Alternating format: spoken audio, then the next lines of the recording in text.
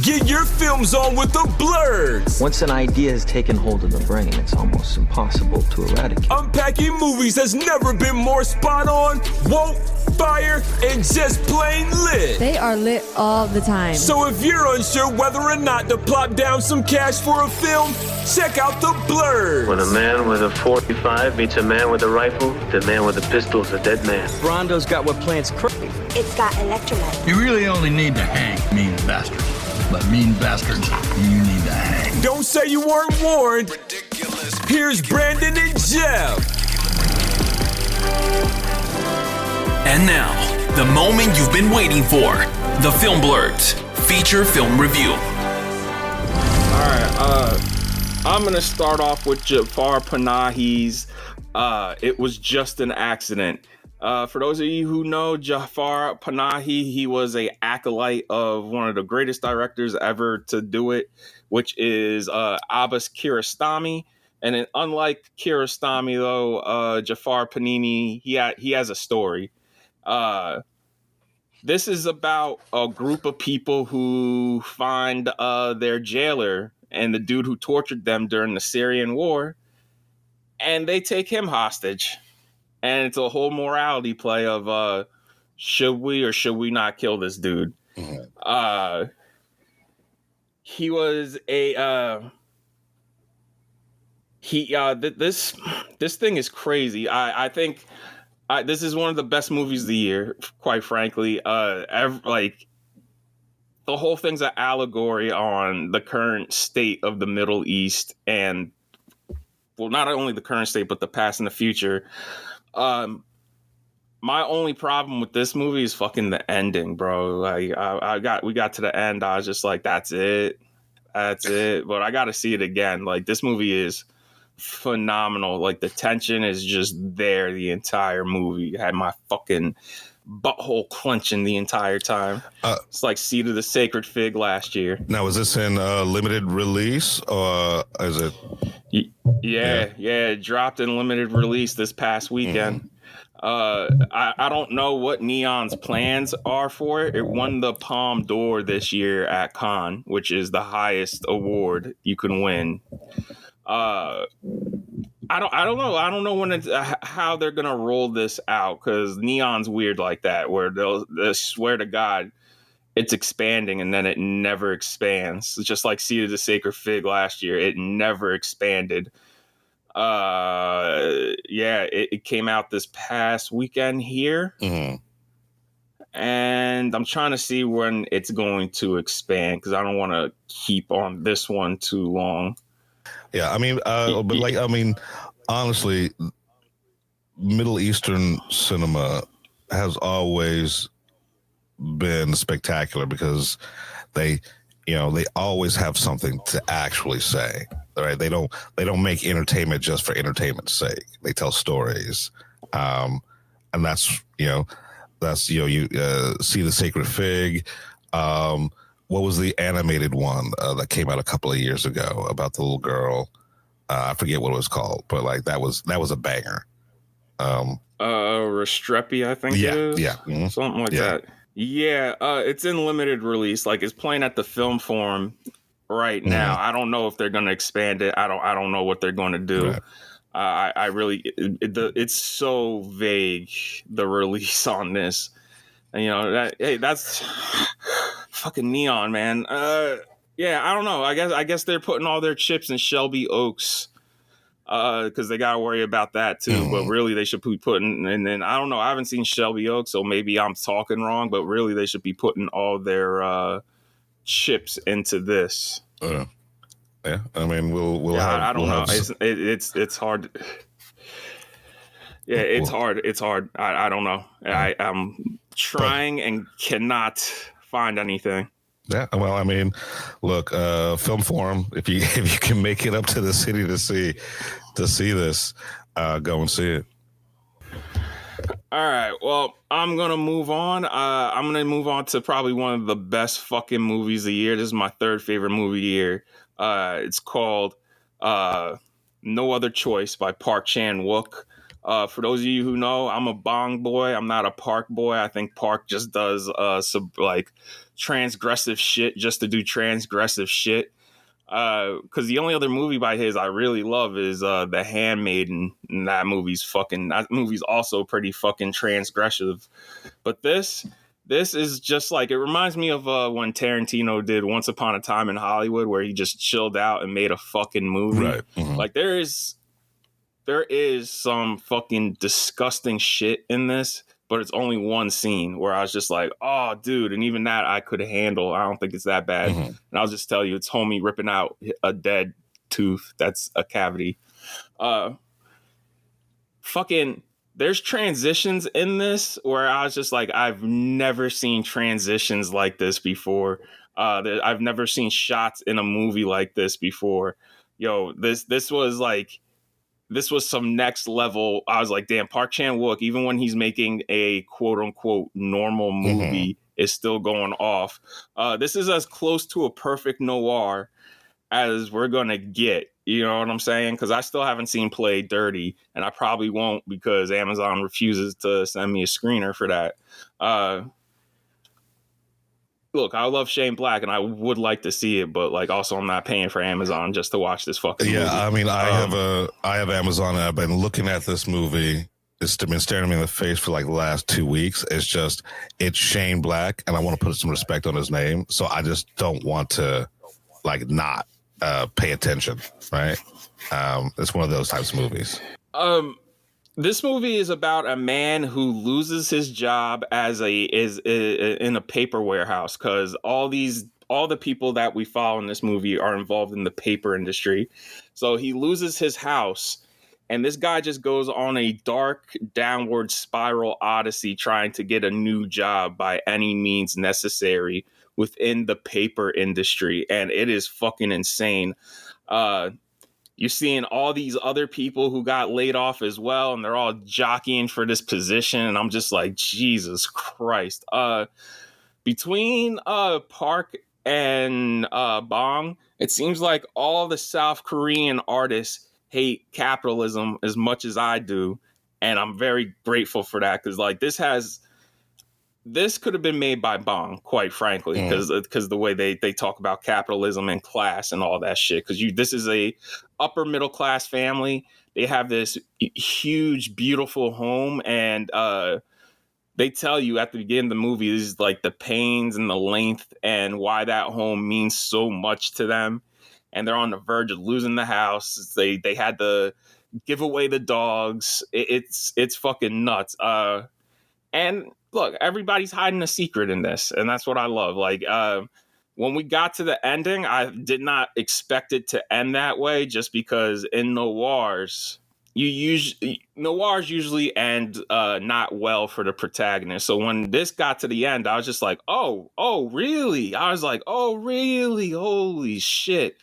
It's a fast 2.5 hours, and if it does come to you in Dolby, because I think it is getting a Dolby release, see it in Dolby, because the sound mix in this movie is fucking insane. Yeah, shout out to who's the main guy in this? Trying to find him right now. Lee Boon-hung. He's been in a lot of stuff. I think he was in a G.I. Joe movie, if I was correct. Mm-hmm. Oh, he was in Terminator. He's in Magnificent Seven. Yeah, he was in 2 G.I. Joes. Yeah, he was in Red too. Oh wow. Yeah, so he speaks English, because I remember him speaking English, because when he showed up for the Q&A, he was speaking Korean and had a Korean translator. I'm like, my man, I know you speak English. I've seen you before. I was like, look, those on-set trainers and coordinators must be fucking earning their money then. So yeah, I cannot wait to see this motherfucker again. This drops at Christmas. Yes, because this is something everybody wants to see right at Christmas. Look, neon, sure, like another neon joint, but yeah, fucking highly recommended. This is like my 3rd favorite film of the year. This is amazing. I can't wait to see it. All right, let's get into Good Fortune. This was not as funny as I thought it was gonna be, but I still really liked it. Yeah. So Good Fortune. I don't like Aziz Ansari as much as as you would think I would, right? Like, Master of None first season was fantastic. After that, like, the shine kind of wore on him as a writer director for me. I liked season 2. Yeah, I like season 2 fine. a lot. So I didn't come into this expecting like the fucking knee slapping comedy. That being said, I love movies like this. I love role reversal movie. The Mel Brooks movies, Life Stinks. That's still one of my favorite Mel Brooks films, even though people don't fuck with it all that much. This was, surprisingly tender. By the end, like, there are no bad people in this, right? I mean, yeah, there is. Like, Seth Rogen's character is a fucking asshole. Right, I mean, like, look, I wouldn't even say it's tender more than it is profound. You know what I'm saying? I wouldn't even say it was profound because, there have been movies that have done this better and less heavy-handed, right? This is very heavy-handed.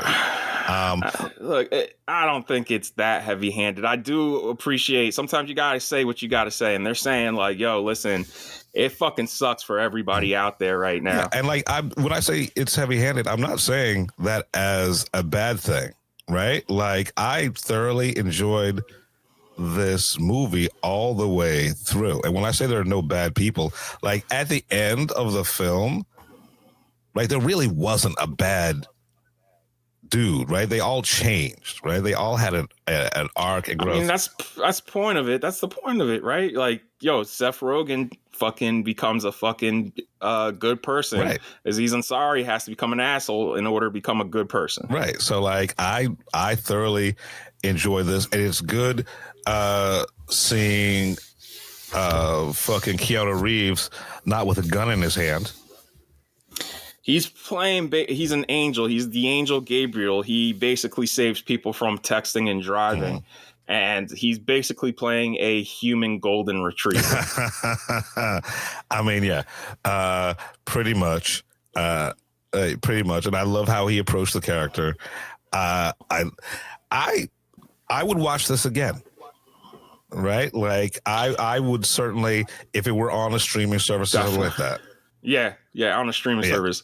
I turned to my brother once this was done, and I was like, this is visually better from a production design standpoint and from a lighting standpoint, because they used a lot of gels. And the way they use gels, I was just like, wow, this is great use of gels, because nobody really uses gels, color gels. Right, like there were a lot of reds, a lot of blues, a lot of like dark contrasty colors. Greens. Yeah, it was a lot of greens, especially at the end where green and red start to overlap in the same scene. I was just like, this should not look better or have the camera move better than fucking Tron Ares. It just doesn't make sense. I mean, well, this is practical. Yeah, what happens when you actually shoot on real sets and everything like that. The one thing, shot on film. The one thing I will say about this movie is that it does feel like a movie that everyone made in between other projects, right? It feels like, which is fine, but it's got that kind of vibe. It's like, let's do something fun. Let's do something fun while we got some time. I'll say this, nobody's miscast in this, unlike Tron Ares, where you're just like, wow, man, this is just a group of people I like who should not be in this movie whatsoever. It was a group of people who really put their all into making a small drama comedy. Right. And like, this is what I want, right? I want actual movies. I don't want IP. And this is never going to get a sequel. And if it does, if it does, then fucking fuck everybody involved in the sequel. This is just, sometimes you just want a story, right? Sometimes you just want a movie with a beginning, middle, and end. That it hits everything it has to hit. Like you said, it's not hilarious, but it's humorous enough. And I actually found myself some parts I was actually laughing out loud, especially the stuff with Gabriel. I hope I just wish, my only complaint is at the end, I kind of wish Seth Rogen would have broke Aziz off with $1 million. I'm like, yo, you could give him $1 million, my guy. I mean, like, but that's not the like. But the point is, like, yo, you don't have to be rich. You just want to be stable. And so, like, so it would defeat. You know how you could be stable? Give him $1 million. And I think that if Seth had broken him off some money, it would actually ruin the movie for me. Nah, it would have made it better for me. Help that nigga out. Yeah, I mean, he helped him out. He gave him his whole entire fucking life. No, he didn't. He just paid off some fucking tickets and got his car. No, I mean, like, when he actually traded the life. That's what I meant. Like. But yeah, this I thoroughly enjoyed this movie. It was a surprise. Wait. He didn't trade his life. He just took his life, bro. You get what I'm saying, though? Like, he helped him out by, like, fucking doing by allowing him to have this life. Yeah, like, nigga, he did not. Listen, that was the whole dilemma of the movie, is that they had to switch back, and Aziz did not want to. All right. Yeah, like it's basically like It's a Wonderful Life. You know what I'm saying? It's a Wonderful Life if Cary Grant had any control over the proceedings. Right. But it's you know what I'm saying? Yeah.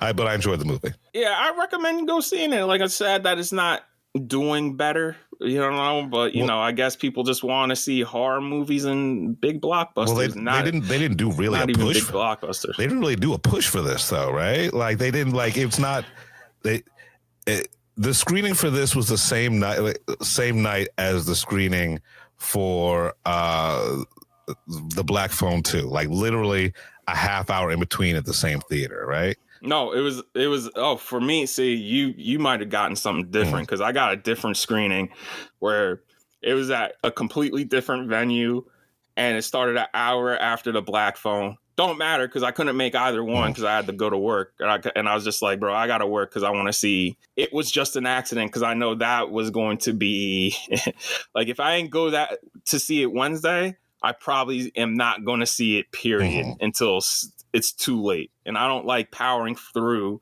foreign films on a screener on my laptop at the last minute because I have to vote and shit. Right.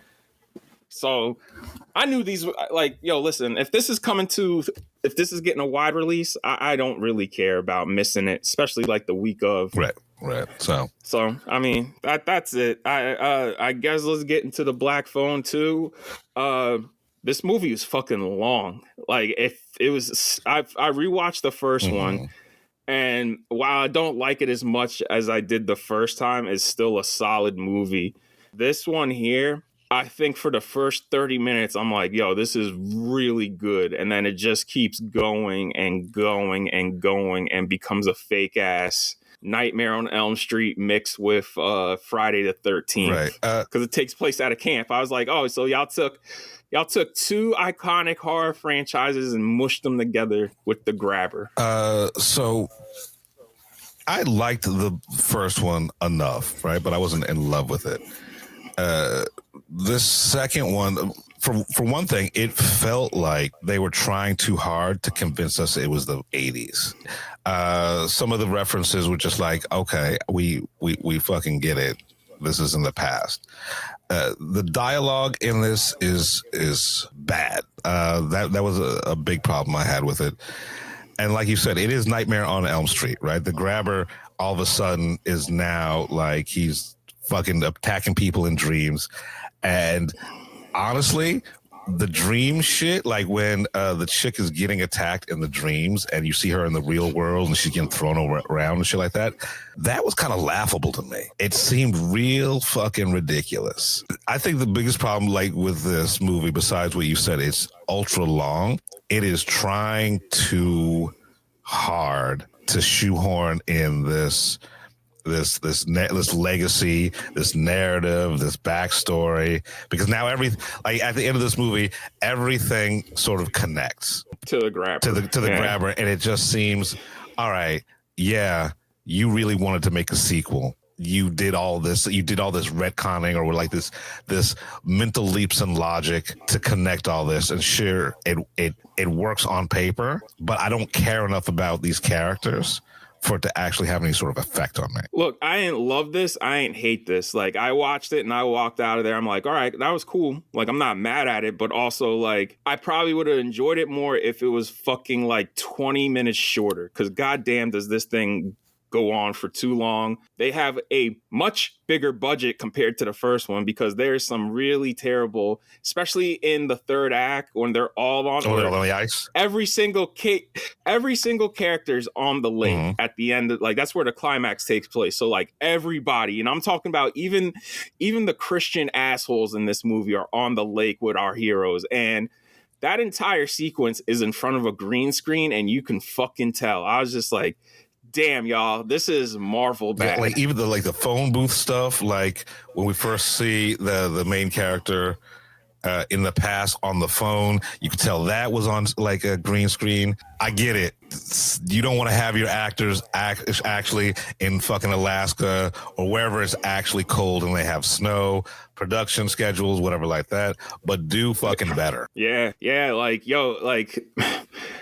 Some of this, I was just like, you know, some of them are static shots and the volume works best for static shots. And I was like, maybe you guys should have shot this on the volume. Like, I know Scott Derrickson likes to move the camera because he has these camera moves in this movie. And I was just like, you know, if you take out your camera moves, dog, you could have used the volume and not this fucking shoddy green screen. Right. Or you could have just built a set. Like, I would have preferred matte paintings than the CG. That job. And here's the thing. They spent so much time with like the dream sequences and the flashbacks, trying to make it look all weird and ethereal and shit like that. Trying to be real, arty about it. Why didn't you use that sort of ingenuity when it came to anything else? Yeah, when that was shot outside or whatever. But it's what it is. But my thing is, Ethan Hawke, right? If you told me he only did a day in the booth, oh yeah, like I knew. Look, it's like the first one. He's not even in the first one that much either. His character's the catalyst for both of these movies, and it's just the dead children have more screen time than the villain of the movie. Right. So I mean, take that as you will. This guy, I'm surprised. People, like, I was at a sold out screening yesterday. And I was surprised how little people were on their phones. I'm not saying they weren't. I was just saying how surprised how little they were, because there's parts of this where even I was getting a little antsy and bored, where I'm just like, wow, I'm surprised nobody in this motherfucker's texting right now. Well, yeah, because like half the movie is talking about fucking feelings. Right. or fucking giving exposition on what's going on. I don't know. Like I said, I don't hate this, but it's wild to me that people are saying this is better than the first one. Not everybody, but there's a few critics that are like, yeah, it's better than the first one. And I'm just like, what is their litmus for better, right? Like, yeah, it's got more gore in it, I guess. So if that's your metric, sure, fine. The first one was, much more streamlined.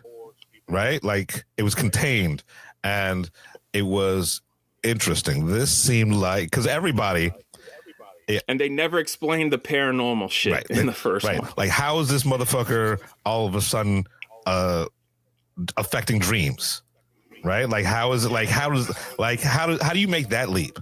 I mean, they kind of get to that shit, but like, the only thing I appreciate more in this one is that they made basically his little sister the main character, even though Mason Thames still gets top billing. Also, it's funny watching the first one and then going to watch this one, because the first one came out 4 years ago, and that they filmed that like I think 1 or 2 years before it got released, because how smaller movies, they gotta fucking kick down the curve, you know what I mean? So like, I find it's funny, 4 years later, we get this sequel. It's only been 4 years, and Mason Thames goes from looking like a teenager to now a fucking grown-ass man, and then his little sister's literally a child in the first one and is now a teenager.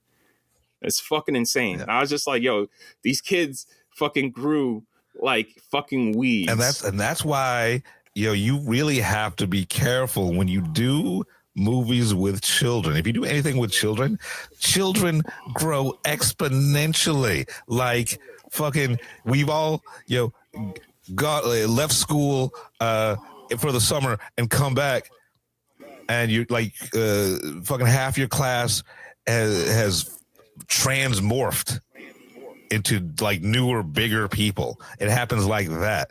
So also you can tell that this was a sequel that they didn't plan on, right? Someone just came up with an idea. It was like, oh, let's fucking do it. We got the IP. Let's make some money, right? Because the kids literally are almost adults, but it was supposed to, it was like in real time, right? In their time, it's only been 3 years since the grabber shit.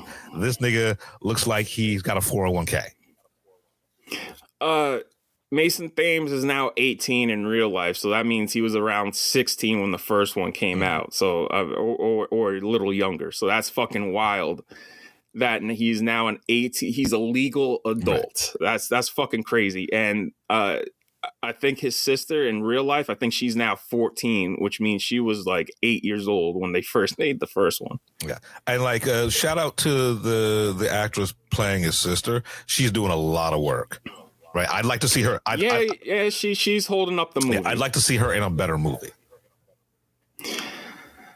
Also, like, make sure you see the first one, because they talk about Robin a lot. And if I did not rewatch the first one before coming into this one, I'd be like, who the fuck is Robin? Like, wait, who was Robin?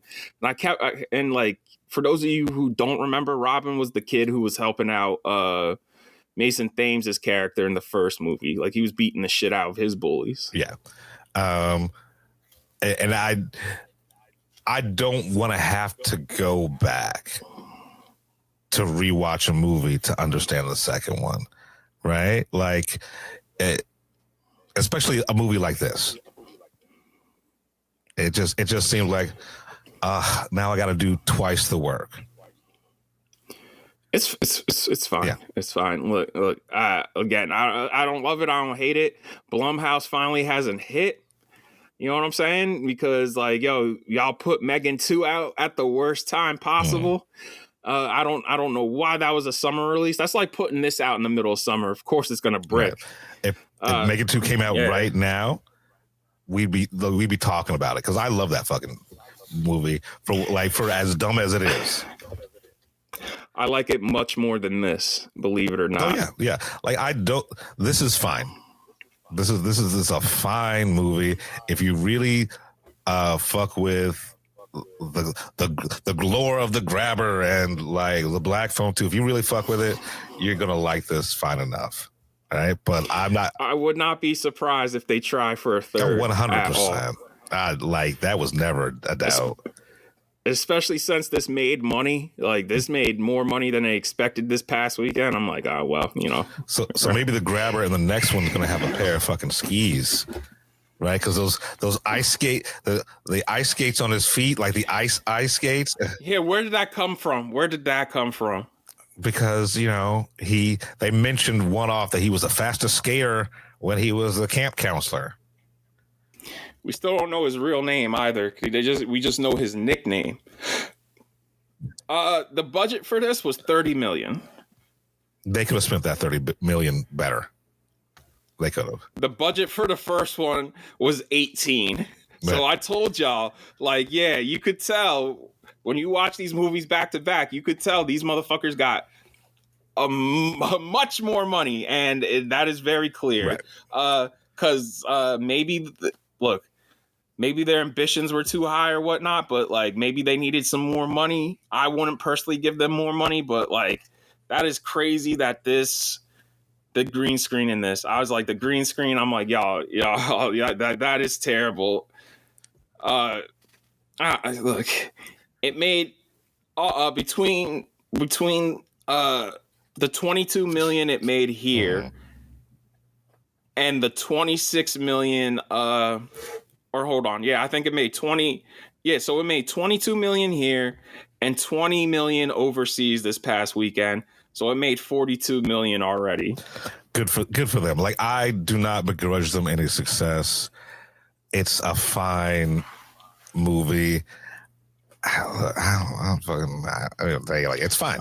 Let me see where the cinema score is. Let's see if it's gonna crater like Conjuring, because after that opening weekend, Conjuring was done, because that has Conjuring has a B cinema score. Yeah, like you that's bad. Like, you know, it's bad when even Tron has a higher cinema score. And I still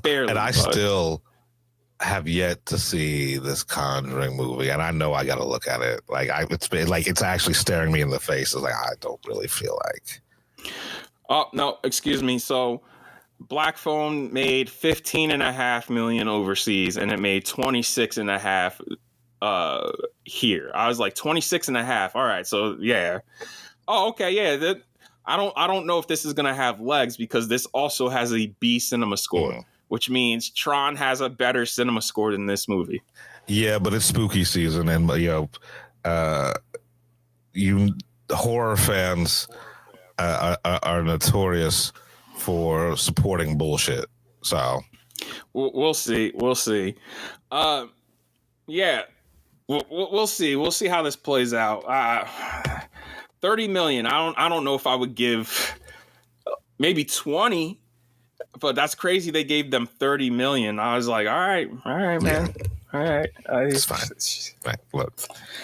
Look, we'll see if it pans out. It looks like it will. Maybe. We'll see how it does this upcoming weekend. I don't even know what the fuck comes out this upcoming. It's that fucking romance movie. I keep forgetting. Which one? The one that we're getting free wine from. Oh yeah, tomorrow's there. Yeah. I keep forgetting about that shit. All right. Yeah, I guess that's what's coming out. So Mason Thames is going up against himself, because he's also in that. So saw the trailer for the Housemaid before both of these movies. I can't believe I'm going to say this, but trailer's better. Like, I can't wait for the embargo to break on this motherfucker. Yeah, I mean, I can't wait for you to talk about it, because I'm excited to hear how fucking batshit this is. Yeah, that trailer was crickets both times they showed it. I mean, before both movies. It looked like single white female with, this year's top single white female models. Like, it's just. I wish it was single. I really wish it was single white female. I really do, because those trailers are purposefully misleading. As bad as they are, I was just like, damn, these trailers. I kind of can't wait. I kind of can't wait. Shit. Yep. I will say this. I was not high enough. All right. I was just like halfway through the movie. I was like, I should have took another edible, because this is, I wanted to die. Jesus Christ. All right. All right. So that is episode 183. We're the Film Blurs. I'm Brandon Norwood, and I'm the motherfucking protagonist. I'm the protagonist. I'm Jeff Stewart, a.k.a. He Who Remains. Don't come at us. It's just fucking movies. You've been listening to the Film Blurs podcast. Man, I just love what you guys do, man. I never miss an episode. It's the best. It's my favorite podcast. Follow Jeff on IG on MindFireXL and Brandon on Twitter at BJN Tweets.